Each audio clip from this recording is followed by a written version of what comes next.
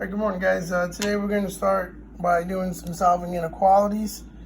All right, and just to show you some basic rules with inequalities, we can all say that this is true. 4 is less than 8.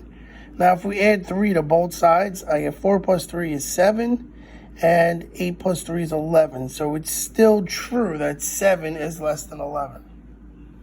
All right, if you look at letter B, if we subtract 4 from both sides, right, 4 minus 4 is 0, and 8 minus 4 is 4, and again, that's still true. Right, 0 is less than 4. Then if you look at letter C, if you multiply both sides by 2, so 4 times 2 is 8, 8 times 2 is 16, and again, that is still true. 8 is less than 16. Now here's where it comes a little bit, if we divide both sides by 2, right, 4 divided by 2 is 2, 8 divided by 2 is 4, and again, that is still true. 2 is divided by 4. 2 is less than 4. Now here is when it starts to get a little funky. If you multiply both sides by -2, 4 times -2 is -8. 8 times -2 is -16. But now, -8 is bigger, so this inequality is not true. Right, is it true? No. False. Right, because this is what they're saying. -8 is less than -16. That's not true. -8 is bigger than -16. And the same thing here. If you divide by -2, I get -2, and 8 divided by -2 is -4. Is -2 less than -4? No, that's false. So the whole purpose of this whole front page was to show you that when you multiply or divide by a negative, it changes the truth value of the inequality. So in fact, there's an important inequality rule, and that rule is when you multiply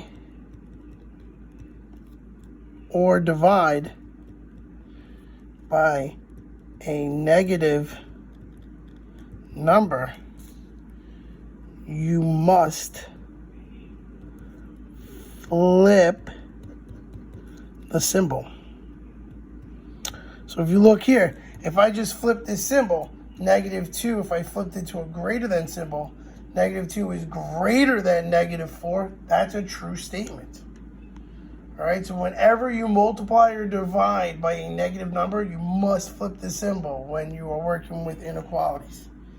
Everything else is exactly the same.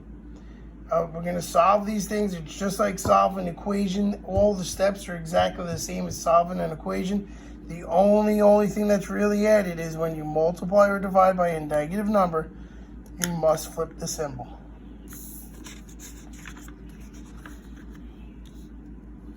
All right, so let's take a look. We'll do this side, and then you can do the rest for classwork. Okay, so first, we're going to solve this inequality. So I'm going to minus 10 to both sides. So I have 5x is greater than 10. And then opposite of multiplication is division. So x is greater than 2.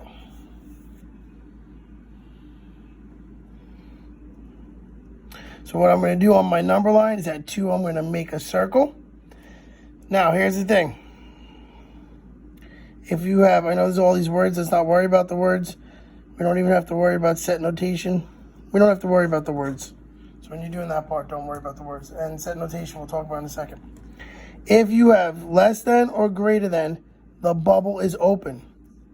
If you have them equal to, the bubble is filled in. Okay? When you have greater thans, or greater than or equal to, you're going to shade to the right.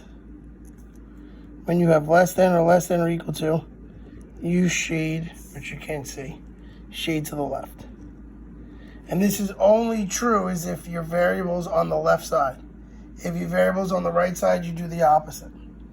So if I look at my problem, I don't have an equal to, so my bubble is open. All right, it's pointing to the right, so I shade to the right. So that's my number line.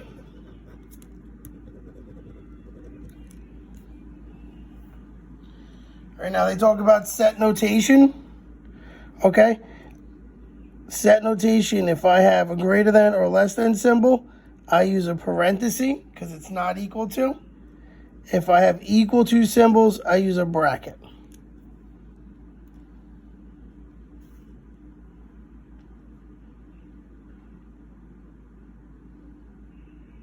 All right. We'll do A and B on this page. So, if you take a look at letter A, again, remember, you got to get your variable to one side. We always try to use the smaller one, especially now because you don't want to deal with negative numbers. So obviously 7 is smaller than 8. It's positive, so I make it negative. So I have y plus 4 is less than negative 2.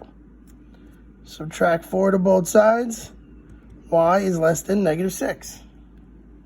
So I go on my number line. I go to my negative 6. It's not equal to, so my bubble stays open.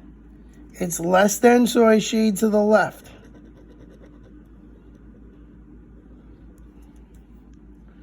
Right, now to talk about set notation, negative 6 is my biggest number. It goes on to infinity. Infinity, whenever you see the symbol infinity, always gets a parenthesis. And we'll do more of this at a later time.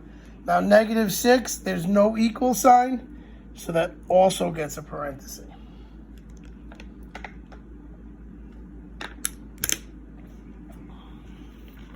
All right, we're going to do the letter B. And then you can finish the rest of this on your own. So for letter B, I distribute my 6. So I have 6x, 6 times 5 is 30. All right. Add 30 to both sides. This is a two-step equation. So I have 6x is greater than or equal to 60. Divide by 6. X is greater than or equal to 10. So on my number line, I go to 10. It's greater than or equal to, so that means I'm going to the right.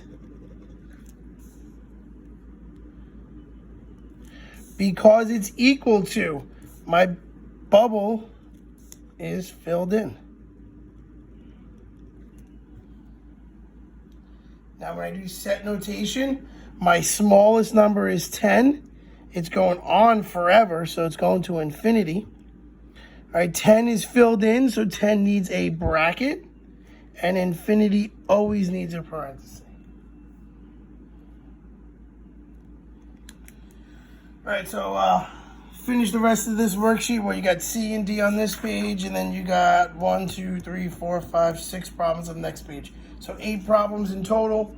Make sure you solve them, write a set notation, and graph them on each one. All right, and if you need an answer key, will be posted at some point today. All right, and good luck with everything. And if you have any questions, please email me at robert.mcconi@riverhead.net or robert.mcconi@g.riverhead.net. Talk to you guys soon. Bye.